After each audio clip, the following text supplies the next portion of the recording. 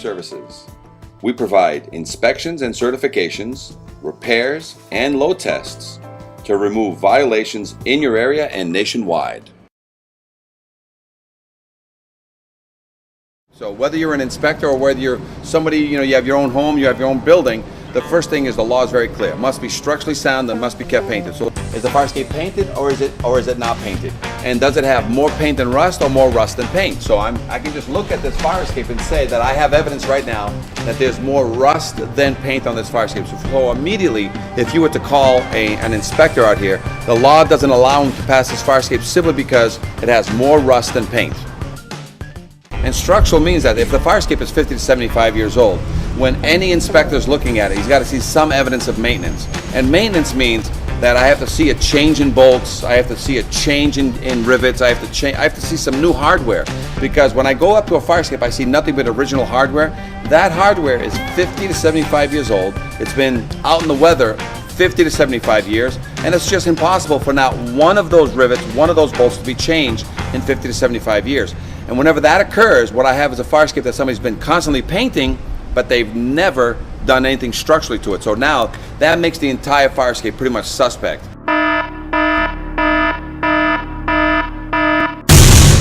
So now I have to be careful as to what I'm looking at to make sure that the structural now, on especially the major structural connections, are in good order. Thank you for watching our video. Please call us today at 800-649-3333 to discuss your fire escape issue with a live inspector or schedule an inspection in your area today. Fire escape engineers inspector summary video. Here we are in White Plains, and we have a gentleman there working on a fire escape, and this is the biggest issue with people working on fire escapes that are not structurally sound. That gentleman is not working on a fire escape, he's actually working on the masonry wall. As you can hear, he's just cutting into the bricks, but he's relying solely upon that fire escape, which has not been certified, has issues. And it's when people working on the fire escape use the working on the building, use the fire escape as a working platform, that accidents occur. So as soon as he falls through that fire escape or falls from the fire escape or something occurs to him, he ends up actually suing the masonry company that he works for. He sues whoever fixed the fire escape last, if there is such a person. He sues the building management company. He sues the building, and then he sues the city if they haven't been maintaining that fire escape or watching it, and it's been years since there was a lost certification. This is one of the biggest issues, is when people use the fire escape exactly the way he's using it right now to get his work done, and instead of using a lift, scaffolding, or any other machinery, to not rely upon that fire escape, that people get hurt. Any questions? Fire escape engineers, inspector summary video.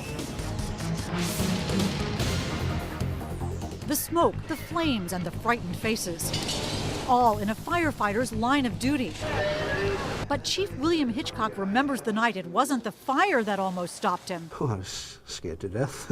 But the fire escape that broke underneath him. Where the railing just came away from the building. And our investigation found across Massachusetts more unsafe fire escapes. Rusty, deteriorating, crumbling, broken. And what state officials didn't know, the system they set up to keep fire escapes safe is also falling apart. The potential ramifications are disastrous. So let's look at this one. This expert ironworker is licensed to build, maintain, and inspect fire escapes. So then over here? For months, we examined dozens of them with alarming results. Looking at this today, would this pass inspection? No. In dormitories, at theaters, at homes, and apartment buildings. Rust is actually eating away the metal of the fire escape. Correct. And the bottom line? It'll get weak and then eventually it'll fall. This one has rotted connections. This one missing bolts, twisted metal. Would the stairs come down? No, never come down. This one a broken tread. So how dangerous is it for the people inside this building? This fire escape is definitely going to put somebody either in the hospital or it's going to put somebody in a cemetery. Fire escapes are so critical. The state building code requires they be certified for structural adequacy and safety every 5 years. But our investigation found that safeguard is simply being ignored. Here's proof. We chose fire escapes at random in Boston, Somerville, Cambridge, Worcester, and here in Quincy. We checked building department files, But there's no fire escape certification. Not in this file. to see if building owners had submitted their mandatory inspection reports. There's no certification in this one either. Right. Bottom line, not one we checked in Quincy had been certified as safe. And the director of inspectional services admitted because of staffing shortages, the city has no idea how many other fire escape owners are breaking the rules. And as a result, do you know how many fire escapes in your city are safe or not? Well, I don't know. In Worcester, not one we checked was certified. In Somerville, No. 4 more fire escapes, Did it fall through the cracks? Yeah. not one up-to-date certification. And again, no system for keeping track. How can they get away with that?